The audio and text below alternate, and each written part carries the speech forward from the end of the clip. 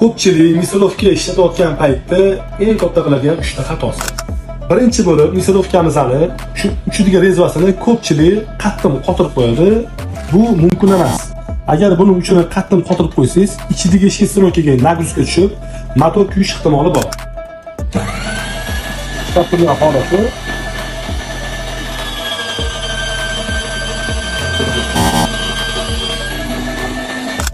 keyingisi, pomidor bolgarskiy chiqazayotgan paytda, shunga o'xshagan suvli mahsulot chiqazayotgan paytda misolovkani orqa tarafini 2-3 sm ko'tarilgan holatda chiqaradi.